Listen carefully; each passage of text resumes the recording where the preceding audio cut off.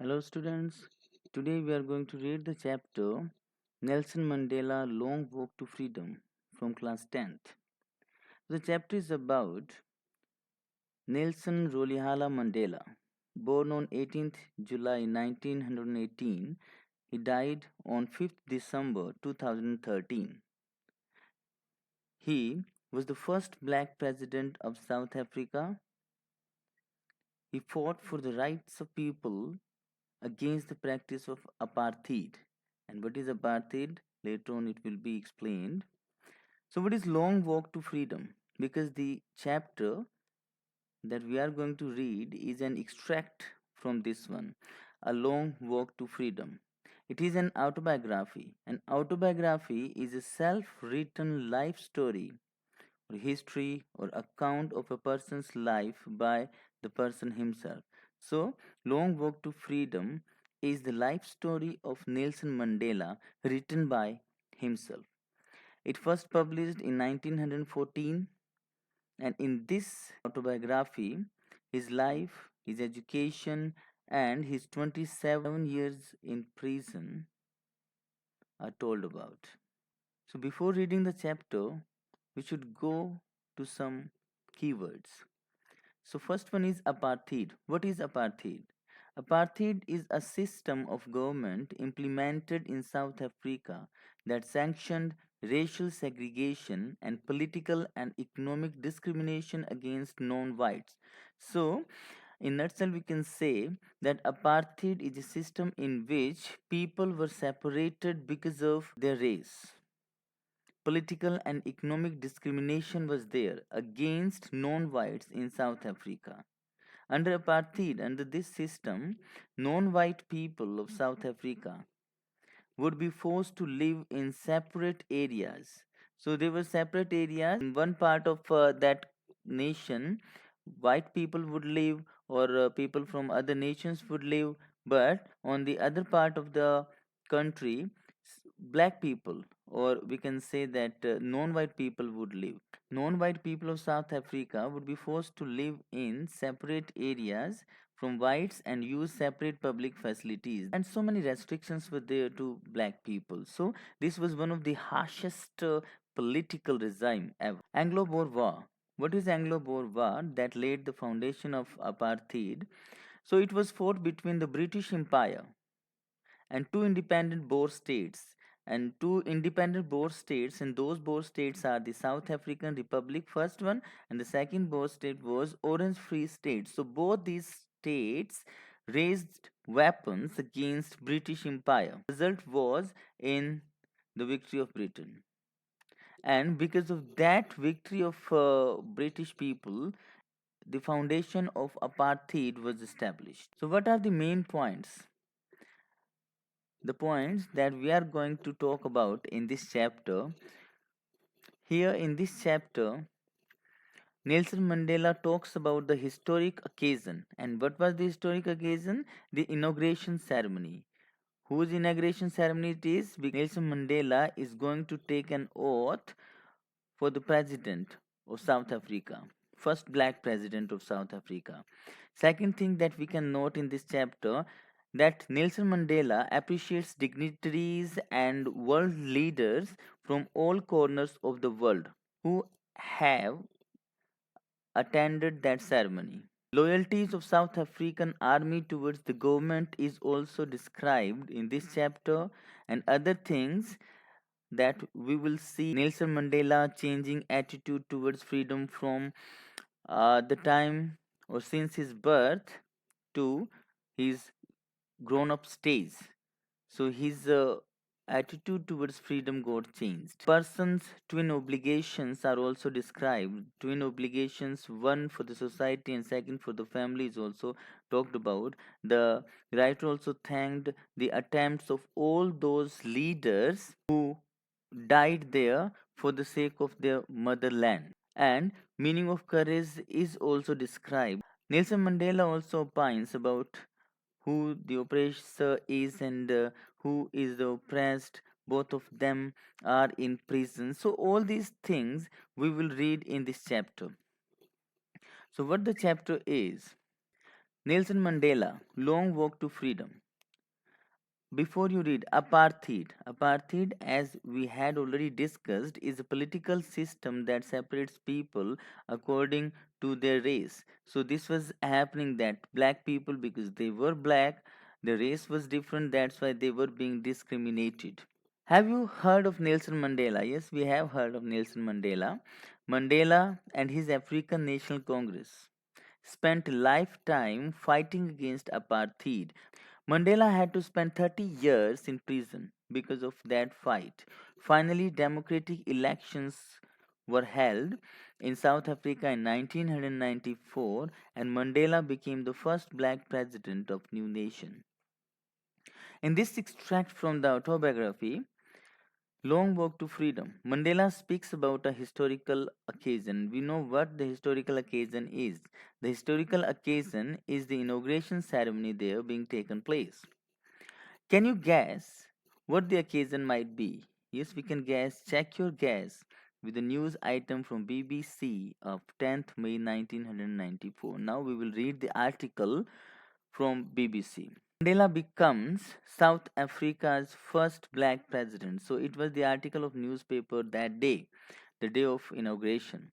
Nelson Mandela has become South Africa's first black president after more than 3 centuries of white rule. So, South African people underwent white rule for 3 centuries. Mr. Mandela's African National Congress ANC party won 252 of the 400 seats in the first democratic elections of South Africa's history. So it was a great victory that they had. The inauguration ceremony took place in the Union Buildings Amphitheatre in Pretoria today. So today, that day, the ceremony of the oath taking of the president was to be held there in the Union Buildings Amphitheatre, and the ceremony is attended. Who came in the ceremony?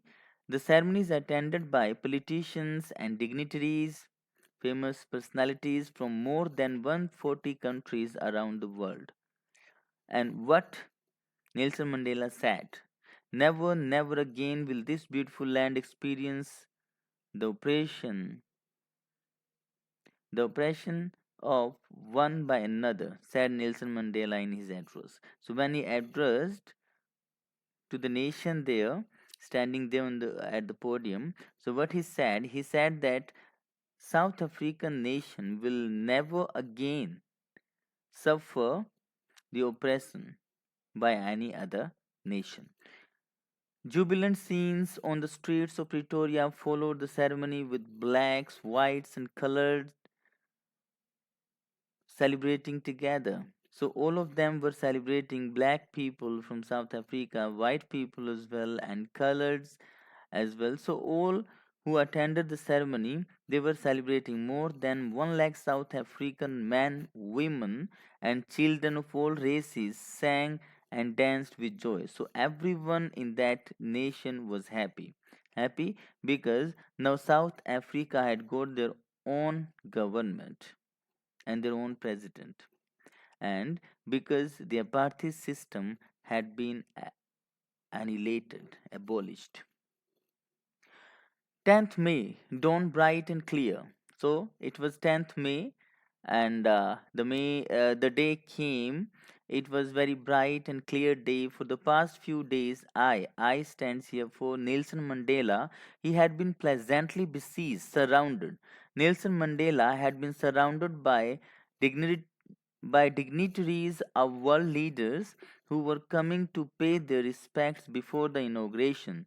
So, Nelson Mandela says that before the inauguration, so many people of other nations came and they appreciated him, they congratulated him.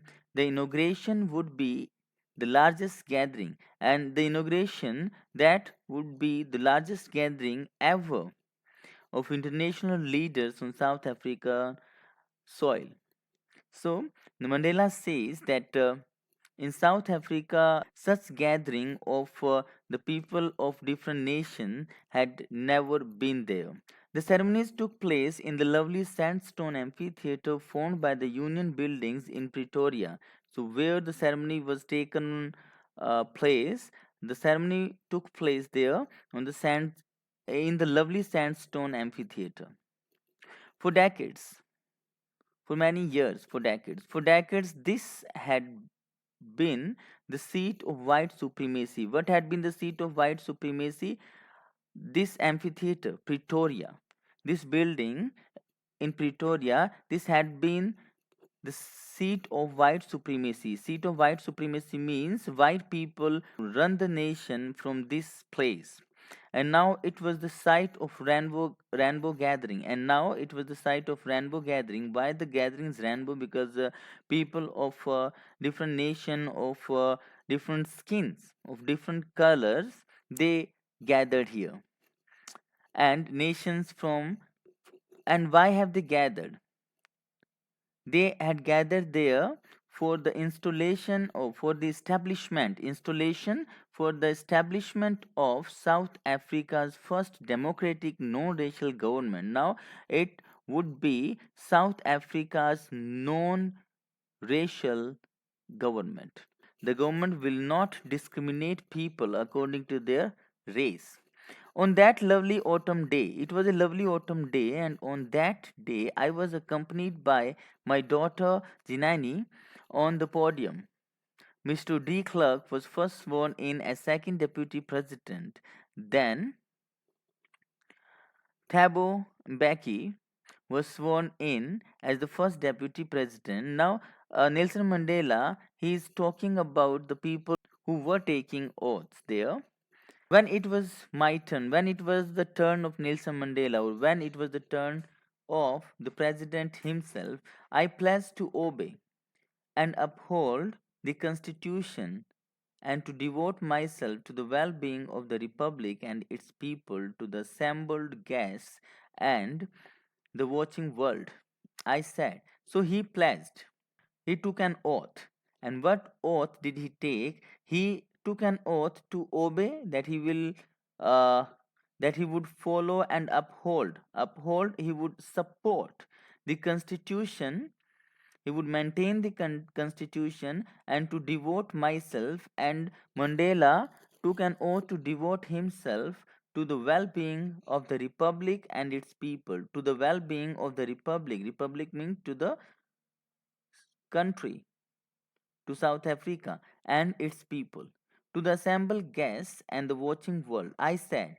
So, what he said that day, today all of us do. By our presence here, confer glory and hope to newborn liberty out of the experience of an extraordinary human disaster that lasted too long. Must be born a society of which all humanity will be proud. So today, all of us, whoever is gathered there, by our presence, because everyone is present there, so they are taking an oath. They are taking an oath, and what oath are they taking? That they would confer, they would give glory, they would give glory, they would give hope to newborn liberty, because now South Africa has liberated from apartheid system, and now South Africa will enjoy the government of their own out of the experience of an extraordinary human disaster. And this liberty was born as a result of extraordinary human disaster that lasted too long. And what lasted too long? The human disaster, extraordinary human disaster, the thing that was born. It should be a society of which all humanity will be proud. So, a society where all the persons would be considered equal and where all the humanity will be proud of. We, who were outlaws not so long ago, have today been given the rare privilege to be host to the nation of the world on our own soil. So we mean South Africa, or people of South Africa, who were outlaws not so long ago, recently, Outlaws means because of its policy of apartheid, many countries had earlier broken off diplomatic relations with South Africa. And now Nelson Mandela is saying that so many dignitaries and so many people of different nations have come to the country in order to celebrate the liberty. That's why he was saying that or South African people were outlaws, but now that day, famous people, dignitaries, so many political leaders from all across the globe were there to celebrate. So it was a great day, and he was feeling privileged. He was feeling as if he was having special right to be the host because all the persons, all those and all the leaders and all those famous personalities, they are the guests of South Africa, and he, on behalf of the nation, is the host to the nations of the world on our own soil, and all of them gathered on the soil of South Africa. We thank all our distinguished international guests for having come to take possession with the people of our country of what is, after all, a common victory for justice, for peace, for human dignity. And why all those international guests were assembled there? They were assembled there because of they want to take possession, they want to have the people of our country of what is, after all. We thank all our distinguished international guests. Nelson Mandela is going to thank all those dignitaries, all those political leaders there for having come to take possession with the people of our country, because uh, they have come there to celebrate the liberty of South Africa. The people of our country of what is, after all, a common victory. They are there to celebrate that common victory. The common victory, and it was justice for justice. It was a victory for and it was a victory of human dignity. And all those persons have come there to celebrate that victory. And Nelson Mandela is going to welcome all of them. We have at last achieved. They have got. South African people have got over political emancipation, liberation, political freedom. We pledge our we pledge ourselves to liberate all our people, and they have taken pledge that they would liberate all the people. We pledge ourselves to liberate all the people from the continuing bondage of poverty, deprivation, suffering, gender, and other discrimination. So, what Nelson Mandela says that the country which was suffering from poverty, deprivation, suffering, gender, and other discrimination, now he is taking an oath to liberate the people of his country from all those evils. Never, never, and never again shall it be that this beautiful land will again experience the oppression of one by another. And now Nelson Mandela is taking an oath that he is not going to let any other nation oppress South Africa again. The sun shall never set on so glorious a human achievement. And this glorious human achievement, what is the glorious human achievement? The newly born liberty. This is a glorious human achievement, and on that glorious human achievement, sun will not set on. It means that human achievement will not be destroyed, or the liberty that South Africa had got will remain forever. Let freedom reign. God bless Africa. And then Nelson Mandela says that this victory will rule over, that the freedom will rule over there on South Africa. And God bless South Africa.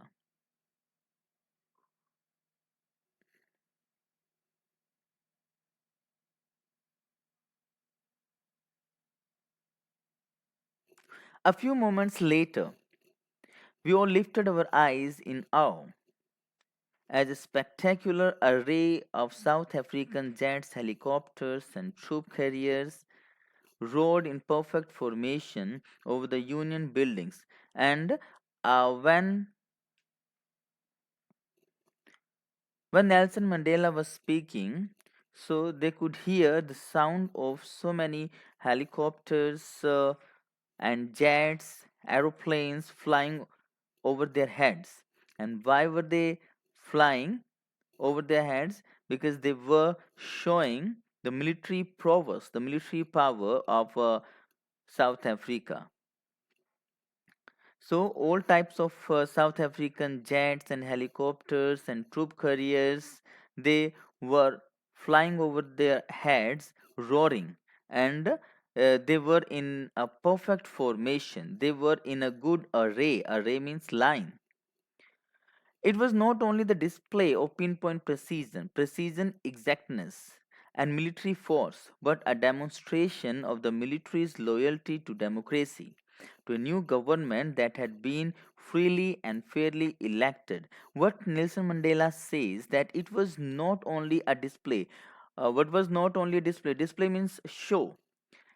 Nelson Mandela says that all those jets and helicopters and troop carriers, they were not flying there in order to show the military force or the pinpoint exactness by which they were flying. They were not just to show how much force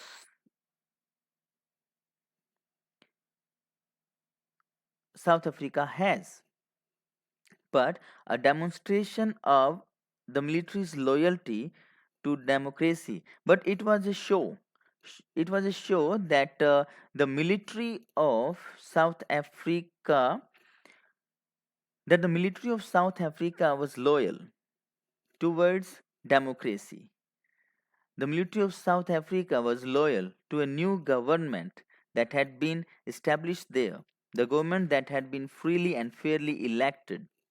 Only moments before, the highest generals of South African Defence Force and Police, their chests bedecked, decorated with ribbons and medals from days gone by, saluted me and pledged their loyalty. Only few moments before, and before this exhibition of these jets and helicopters, all those military generals of South African armies, all those generals, all those military generals of South African Defense Force, those generals who had got their chests decorated with so many ribbons and medals, and they saluted before Nelson Mandela, and they took their oath towards the loyalty, or towards their loyalty, took their oath for the loyalty towards the country.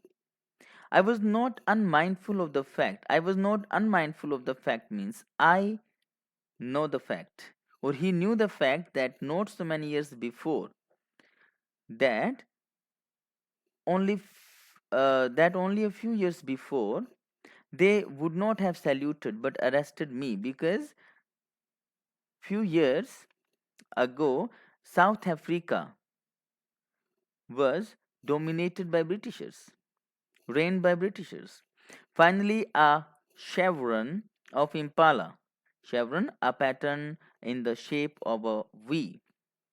Impala jets left a smoke trail of the black, red, green, blue, and gold of the new South African flag. So they could also see all the colors of South African flag. The Now they could see the smoke of all the colors of South African flag flying in the air, in the sky. The day was symbolized for me by the playing of our two national anthems, and the version of whites singing Nkosi Sikelel' Afrika and blacks singing the stem. the old anthem of the Republic.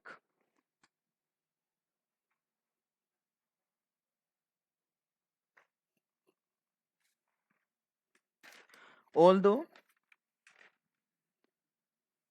the day was symbolized for me by the playing of our two national anthems. So what Nelson Mandela says that day is really important for him because on that day two national anthems were sung and the words and the vision of whites singing, and he could see the white people singing Nkosi Sikal Africa, and the black people they were singing the stem, the old anthem of the Republic. So this one, the first one is the African National Congress's official anthem, and it means Lord bless Africa. And this one, the stem, this is South Africa's national anthem during apartheid, and this meant the call of South Africa. So he was very happy to see that those white people they were singing the song they were singing the African National Congress's official anthem, and also the stem. Both those national anthems were sung there that day. Although that day neither group knew the lyrics. Neither group, nor neither the Britishers nor the South Africans. They did not know the lyrics of anthems they once despised because both of them would hate the national anthem of the other group. But that day, both of them were singing both those national anthems. They would, uh, they would soon know by heart the words by heart, and Nelson Mandela knew that though they do not know what the lyrics were, but they would soon know and they would soon learn the national anthem by heart. Of the inauguration, I was overwhelmed with a sense of history. He was full of he was full of emotions. Overwhelmed means when someone is full of emotions. So he was overwhelmed with a sense of history. In the first decade, a period of 10 years. So in the first decade of the 20th century, a few years after the bitter Anglo-Boer War, and we have discussed Anglo-Boer War, and before my own birth, the white-skinned people of South Africa patched up their differences and erected a system of racial domination against the dark-skinned people of their own land. So now he's talking about Anglo-Boer War, and what he said, he is full of sense of history, and he said, and he mentions Anglo-Boer War in which Britishers got victory, and after the victory of Britishers, what was established there? The white-skinned people of South Africa patched up their differences. So because South African people or the Boer, they were not in good relationship between, or they were having, the white people were having bad relations with the South African people. That's why they were engaged in continuous battle, continuous war. So now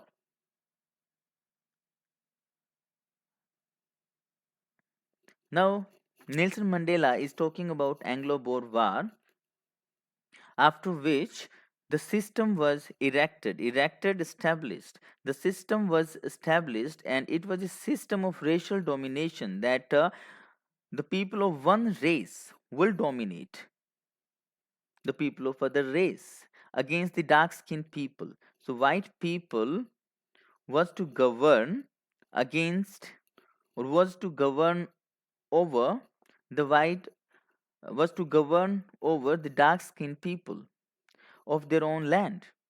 The structure they created formed the basis of one of the harshest, most inhumane societies the world has ever known.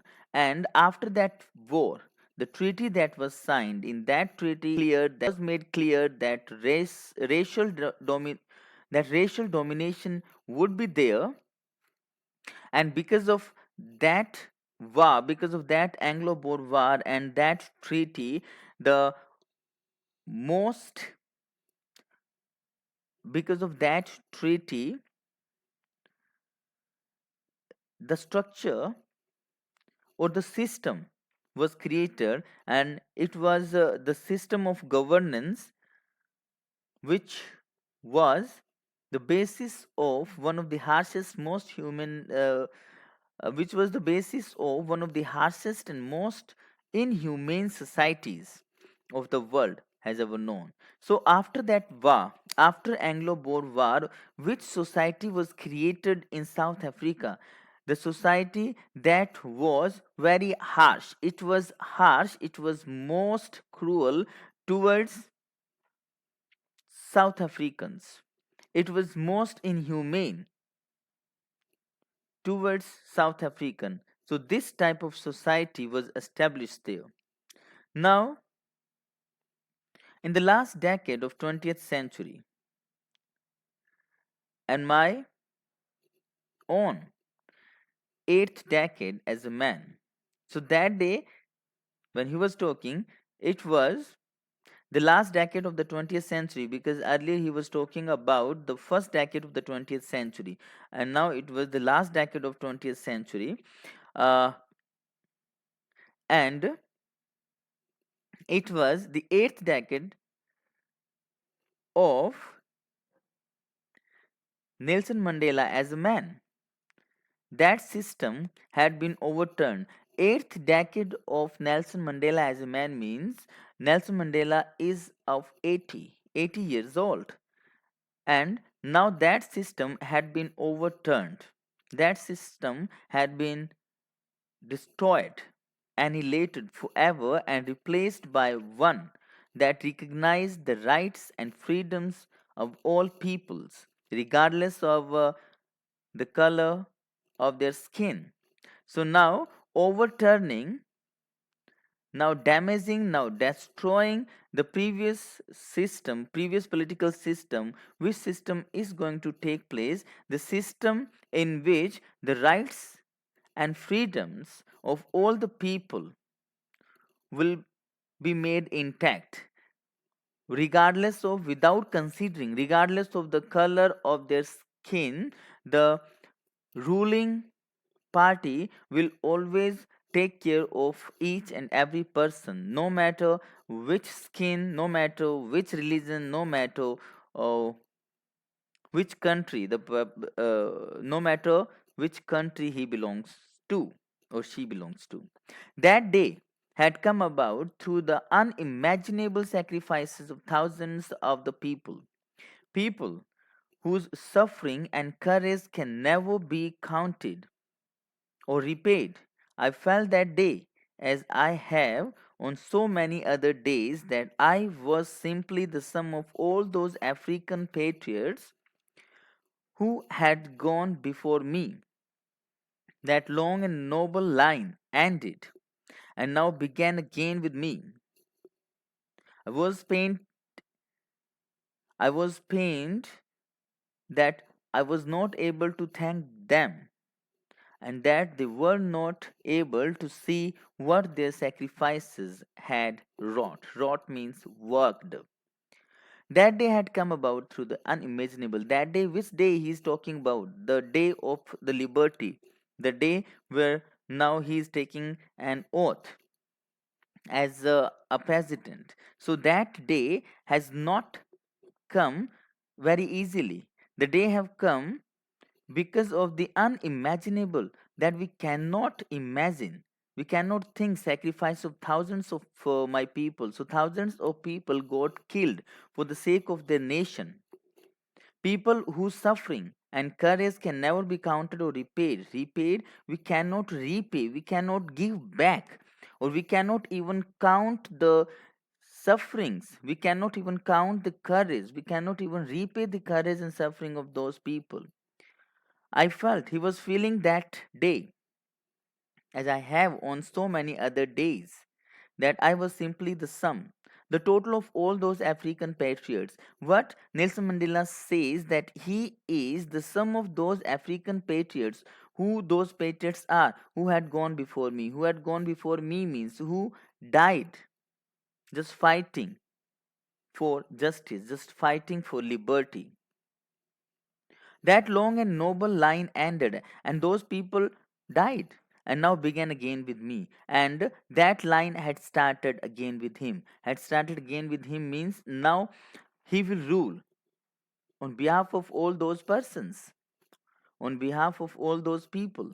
I was pained, that was, I was pained that I was not able to thank them.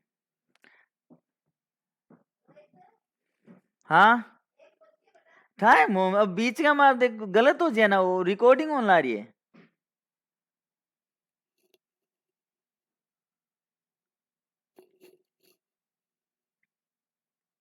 I was pained that I was not able to thank them and that they were not able to see what their sacrifices had wrought.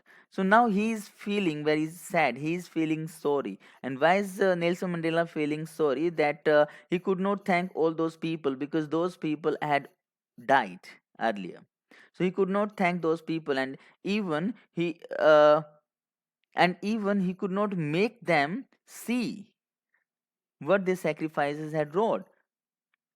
Even he could not make them see what their sacrifices had worked.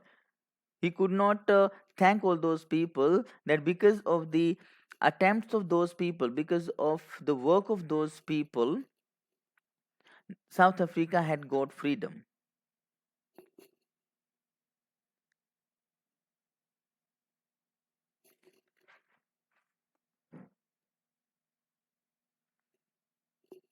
The policy of apartheid created a deep and lasting wound in my country and my people.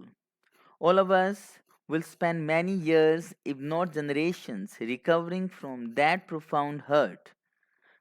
But the decades of oppression and brutality had another unintended effect, and that was that the Oli- it produced the Oliver Tambos, the Walter Sisselers, the Chief Lutilis, the Yusuf Dadus, the Bram Fishers, the Robert Sobukwis of our time. So, what Nelson Mandela is doing here, he is recounting all those people. He is recounting the attempts, the efforts of all those leaders by whose efforts South Africa got liberty. So, what Nelson Mandela said, that the policy of apartheid, it created a deep and lasting, remaining for a long time wound. That such injury, there was such injury that was there in the countrymen. Nelson Mandela wanted to say that because of this system, because of apartheid, the heart of the country and the people of that country got injured, wound, got injured, and that injury was deep and lasting. The injury that was created because of this discrimination. All of us will spend many years, and so many years, if not generation. He says that it might take generations to forget whatever they had experienced, whatever they have, whatever they had suffered. So, in order to forget all those things, so many years will have to spend recovering from that profound hurt, from that deep injury. From that deep injury, to recover is not very easy. But the decades of oppression and brutality had another unintended effect. But what Nelson Mandela says that though these were the decades of oppression and brutality, and these were very dark days for South African people. Oppression, one who oppressed someone, domination by someone, and brutality, cruelty. So that oppression and that cruelty was there on the South African people, but it had got some advantage as well. Unintended advantage. Unintended effect means the advantage that was not expected, that they did not think. And what was the advantage? That because of this harsh system, because of this oppression, so many leaders came to the front. So he is giving names of all those leaders, and those persons are men of such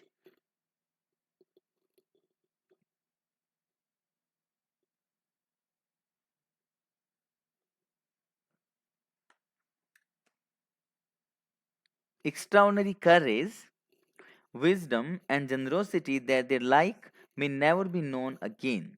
So they were very courageous person that came to the fore.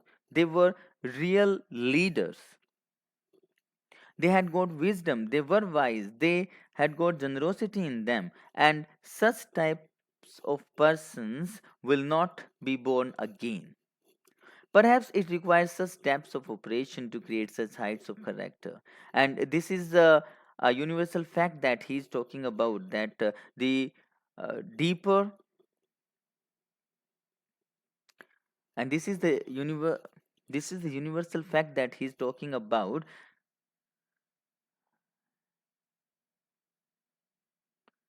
that it requires such depths of operation, that if the operation is very deep, if the domination of other person is very deep, if the cruelty is much, and because of that cruelty such heights of character is created. It happens in every other nation that had been dominated by others. We can see in India also, so many people got in the front, so there were so many great leaders, and it happened in South Africa as well. My country is rich in minerals and gems that lie beneath its soil, but I have always known that its greatest wealth is its people, finer and truer than the purest diamonds. Because we know that South Africa is known for its minerals, and it is known for its gems, and it is known for uh, jewelry, for diamonds as well, that lie beneath its soil. And those jewels and those diamonds, those minerals are found beneath the soil of South Africa. But what Nelson Mandela says, that I have always known that its greatest wealth, but the greatest wealth of South Africa is not those gems. The wealth is not those minerals, but the greatest wealth of South Africa is its people, finer and truer than the purest diamonds. The people of South Africa is really the people of South Africa are really praised by Nelson Mandela, that they are very they are of fine nature, and they are really true to themselves. It is from those leaders who sacrificed their lives in the struggle, that I learned the meaning of courage. So Nelson Mandela says that he learned the meaning of courage from those companions of his. Time and again, at regular intervals, time and again, at regular intervals, I have seen men and women risk and give their lives for an idea. So many times we come across such person who are ready to sacrifice their lives for an idea. I have seen men stand up to attacks and torture without breaking, showing a strength and resilience that defies the imagination. I learned that courage was not the absence of fear, but the triumph over it. The brave man is not he who does not feel afraid, but he who conquers that fear. What he says, what Nelson Mandela says, that he had seen such persons, such men and women who stood up to attacks, who stand up, who opposed to attacks and tortures, who bore, who tolerated. Stand up can also stand for tolerated, who tolerated those attacks, who tolerated those tortures without breaking, without giving in, without surrendering, showing a strength. And those persons, they had shown a strength and resilience, the ability to deal with any kind of hardship or recover, and hardship the ability to deal with any kind of hardship and recover from its effects. So this was the resilience. So those persons, they were showing strength, they were showing resilience that defies the imagination. Defies means that challenges we cannot imagine. Defies the imagination means we cannot even imagine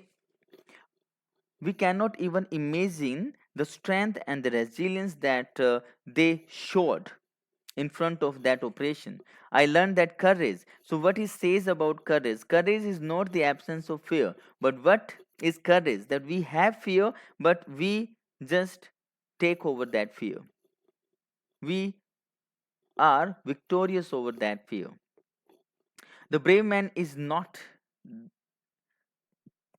he who does not feel afraid. So now he's talking about what bravery is, what courage is, he said. So the brave man is not one who does not know what fear is, who's not afraid, but the brave man is one who conquers that fear. The brave man is one who was feeling that the brave man is one who felt fear, but who is victorious over that fear, who try to face that fear. No one is born hating another person because of the color of his skin or his background or his religion. What he says that a child is born free. So no one is born hating another person because of the color of his skin or background uh, or his religion. So when we are born, we are very innocent. We are not told to hate someone, or hating, the feeling of hatred is not there within us. People must learn to hate. And if they can learn to hate, they can be taught to love. For love comes more naturally to the human heart than its opposite. What he says that hatred should be there. Hatred might be there. And if this feeling is there, if hatred is there, so we can be taught to love also, because love is the opposite feeling of hate. For love comes more naturally to the human heart than its opposite, because love is the feeling that is natural to us. Hatred is taught to us, but love is the feeling that is innate to us. Even in the grimmest times in prison, it was very serious time that he was having in the prison when when my comrades and I were punished to our limits. Punished. They were punished to the last point in our ability to bear pain. So they were tortured a lot. I would see a glimmer of humanity in I would see a glimmer, a spark. He saw a spark of humanity in one of the guards, perhaps just for a second. What he said that though it was very harsh time and people and those persons, they were torturing the South Africans, but in that time also Nelson Mandela saw the glimmer of humanity in one of those guards, though that humanity came for some time. But it came. But it was enough to reassure. But this humanity, this spark of humanity in the enemy was enough for Nelson Mandela to keep me going. And because of that feeling, because of that humanity, he just continued to go. He just continued his journey to make his nation liberate. Man's goodness is a flame that can be hidden but never extinguished. What he says, he said that the goodness that is there in the man, it is a flame that is ever burning. It can be hidden. It can be hidden because of our other emotions, but it can never be extinguished. Extinguished, put out. We cannot destroy this feeling from human beings. In life, every man has twin obligations. Now, he's talking about two obligations that every man has got: obligations to his family, to his parents, to his wife, and children. So, that is the first obligation, to his family. And the second obligation he is talking about, the obligation to his people. So, these two obligations are there that a person is to fulfill. The second is towards his people, towards his community, his country. In a civil and humane society, if a society is good, if a society is civil, polite, humane, each man is able to fulfill those obligations. So no problem is there. Everyone can fulfill those obligations according to his own inclination, bent of mind, according to his own tendency and abilities. If a society is good, so we can fulfill those obligations according to our stamina, according to our ability, according to our inclination. But but we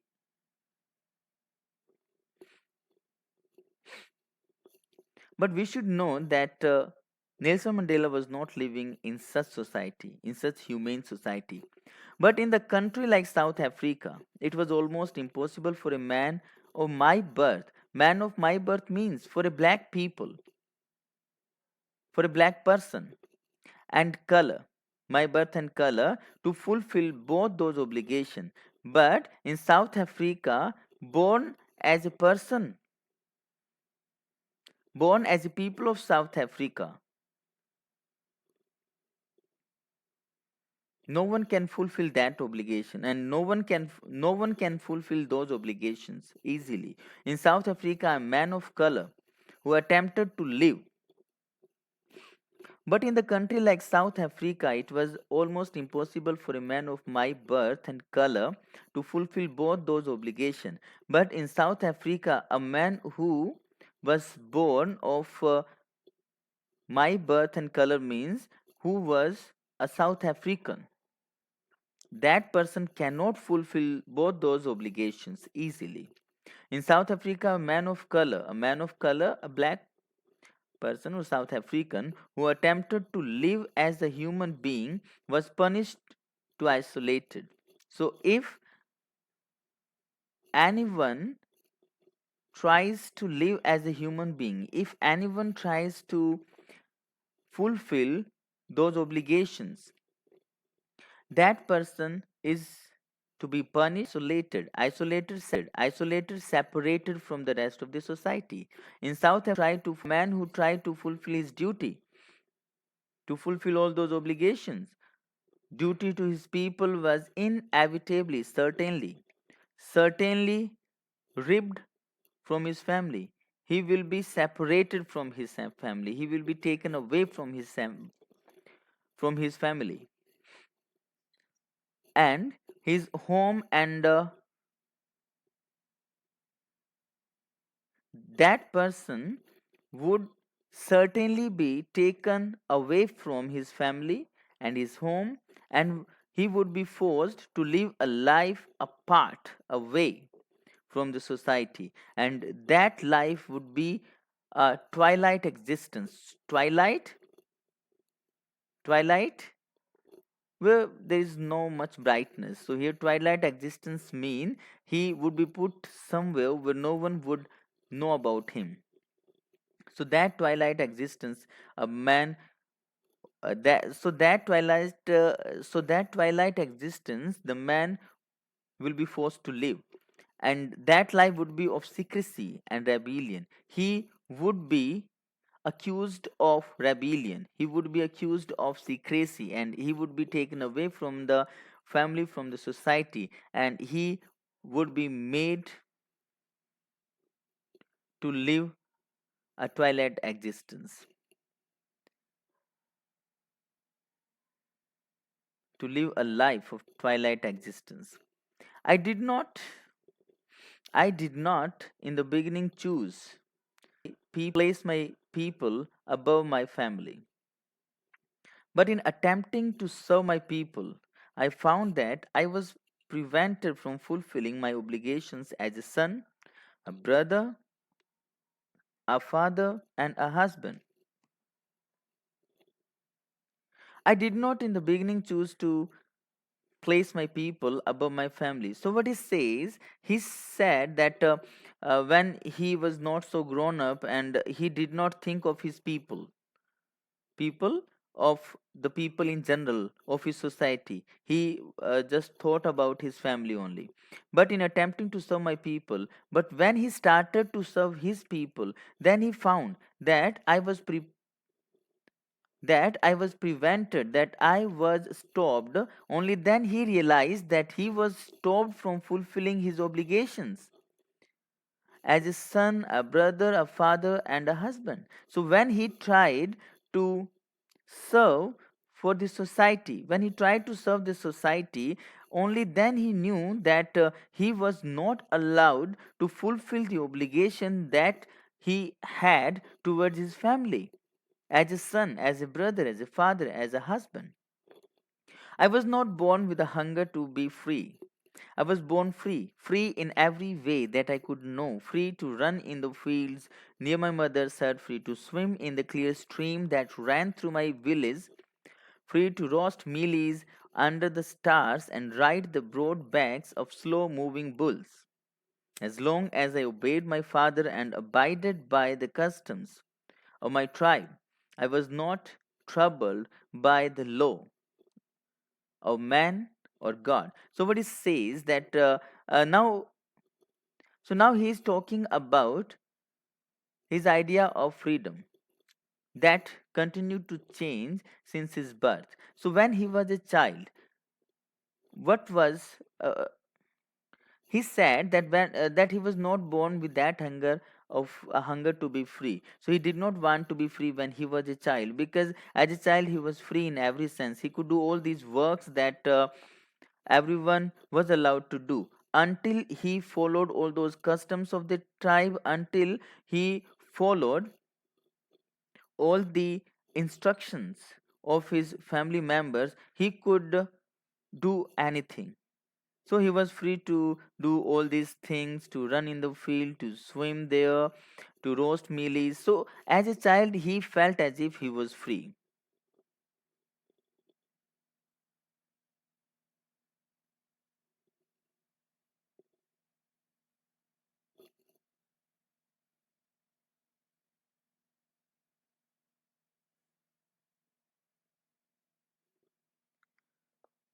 It was only when I began to learn that my boyhood freedom was an illusion, when I discovered as a young man that my freedom had already been taken from me, that I began to hunger for it.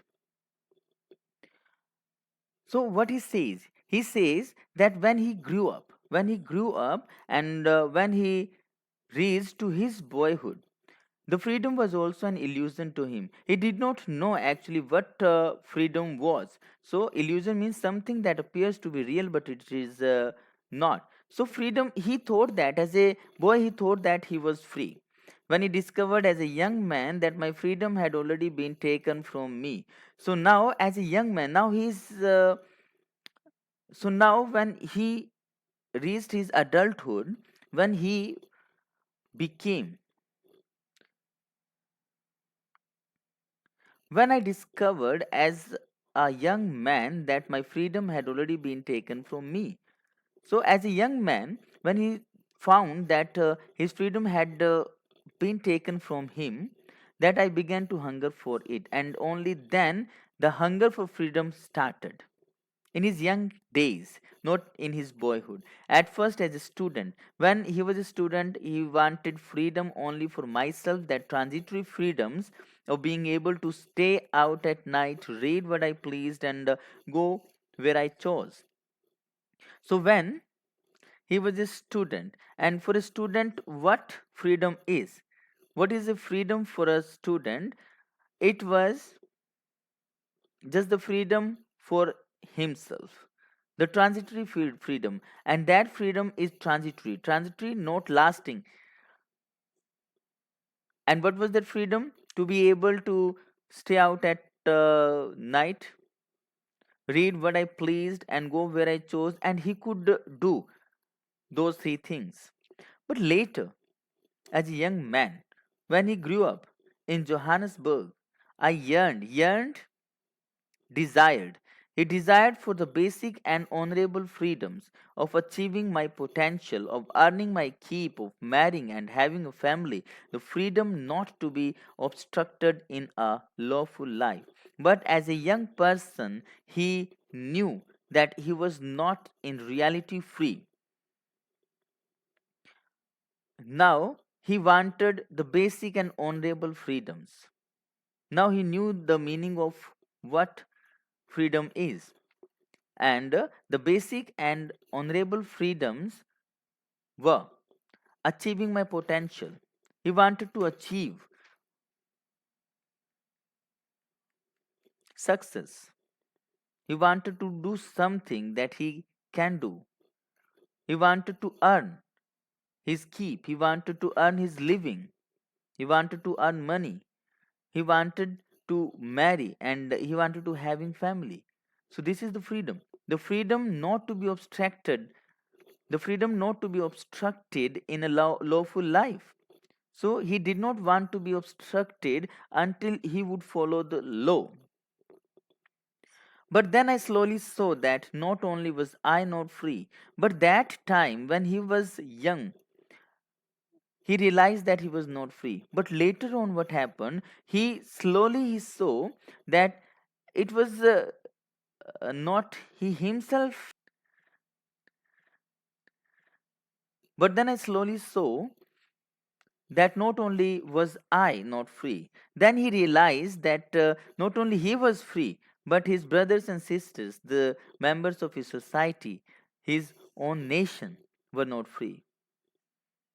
I saw that it was not just my freedom that was curtailed. Then he realized, I realized that it was not the freedom of Nelson Mandela only that was curtailed, but the freedom of everyone who looked like I did. But the freedom of everyone who looked like I did means who looked like as I looked. It means the freedom of all persons who belong to South Africa, who was born in South Africa. That is what I joined. That is when I joined the African National Congress. This is the time when he joined the African National Congress, and that is when the hunger for my own freedom became the greater hunger for the freedom.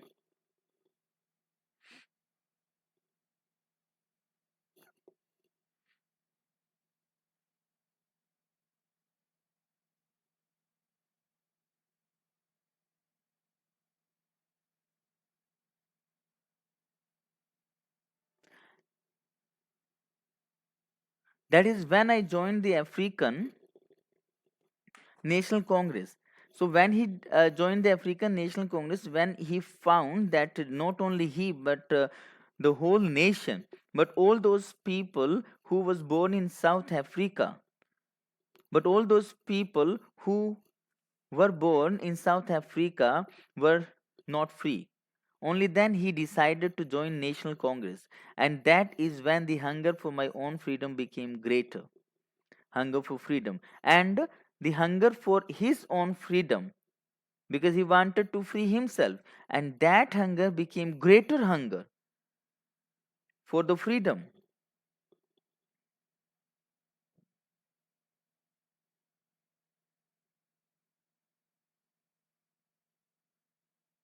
Oh my people, so the hunger of freedom for himself became the greater hunger for freedom for all the countrymen.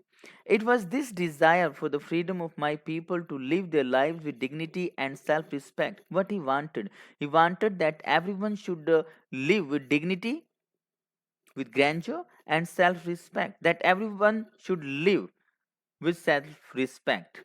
And that feeling, that desire to make everyone live with dignity and self respect animated his life. Animated, give life to relive his life, that transformed. And what happened then? Then he was changed. Then he was changed because earlier he was a very nice person, law abiding man, and now what change would be there to him? A frightened young man into a bold one. He would frightened. He would frighten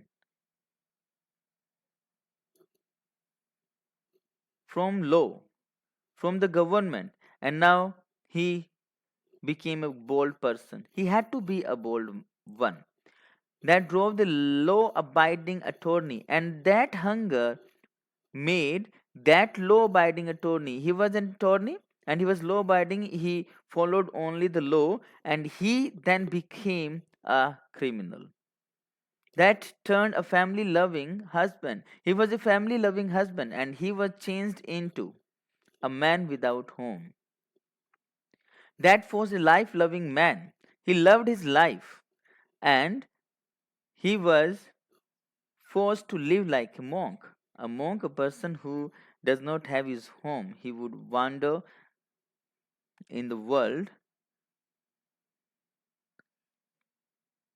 searching for God. So, this is the change that was described into Nelson Mandela. Okay, he was a good person, law abiding and family loving, and he was life loving man, but he changed. And why did he change? Because he wanted everyone to live with dignity. I'm no more virtuous. He says that he did not have any special qualities in him. He was no more virtuous or self sacrificing than the next man. He says that every man is like him. Every man is virtuous, every man is self sacrificing, he is like other persons. But what is special about Nelson Mandela, that he found that I could not even enjoy the poor and limited freedom, that he could not enjoy the freedom, and the freedom that he was having, it was poor and limited. He did not want to enjoy poor and limited freedom. I was allowed when I knew my people were not free. So why is his freedom poor and limited? Because his people are not free. Freedom is indivisible. What it says that we cannot divide freedom, we cannot separate, we cannot say that freedom can be given to someone to any other amount. Freedom is indivisible. We cannot divide freedom. The chains on every one of my people were the chains on all of them. The chains on all of my people were the chains on me. So what he says, he said that the freedom, we cannot divide freedom, because we cannot say that one person can have such freedom and other person cannot have. We cannot divide it. So if the chains are there on someone, so we will consider that not only that person is changed, but the whole society is changed. The chains on all the people, if the chains are on all the society members, then the chains are also there on Nelson Mandela as well. So he does not consider himself free until all the members of his society, all the members of his nation, all the people of his nation are free. He would not consider himself free.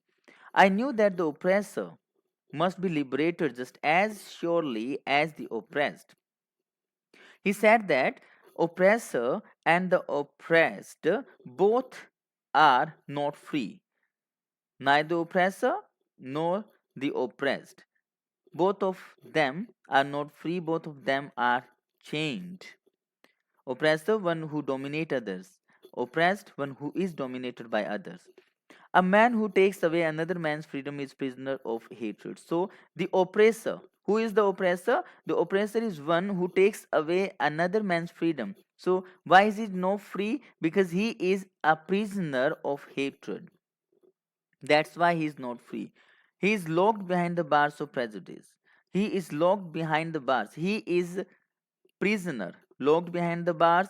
He is prisoner of prejudice, biasness. He is prisoner of narrow mindedness. So, the oppressor is the prisoner of hatred, the oppressor is the prisoner of prejudice and narrow mindedness. I'm not truly free if I am taking away someone else's freedom.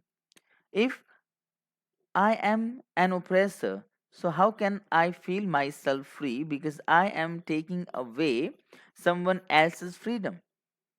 Just as surely as I'm not free when my freedom is taken away from me. So, when my freedom is taken from me, I'm not free. So, how can I be free when I take the freedom of other person?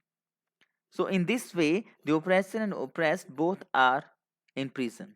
The oppressed and the oppressor alike are robbed of their humanity.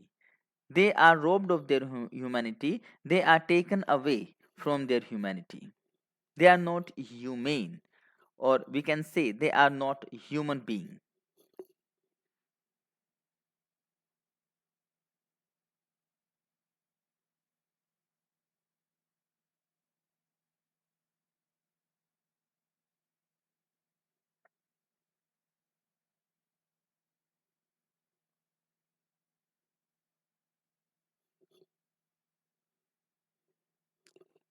So the chapter ends with a good note.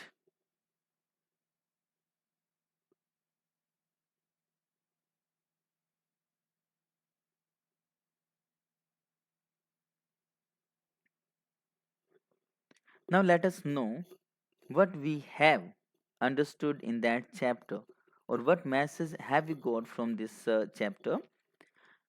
We have learned that we should raise our voice against all types of discriminations. We should not favor discrimination, whether it is of caste, of creed, of color. We should not champion.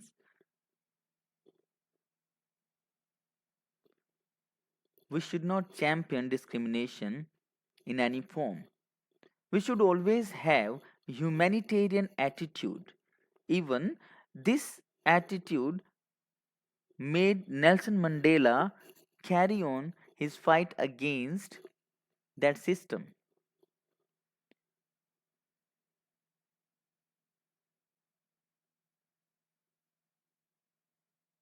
We learn from this chapter that courage, strong determination, resilience, wisdom, and generosity against hardships and adversities of life. We also learn from this chapter that we should show courage, we should show strong determination, resilience, wisdom, and generosity against all hardships and adversities of life, because life is not very easy one. We could face hardships, we could face adversities in our life, but we had to face them with courage and determination and wisdom.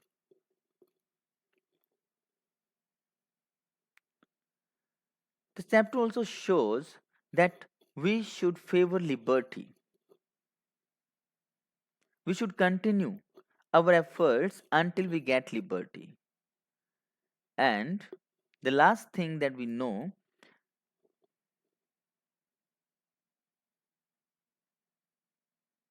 and as a humanitarian attitude is shown there, so we should keep the spark of humanity alive in the hearts of people, because that spark of humanity made Nelson Mandela continue his journey. Overall,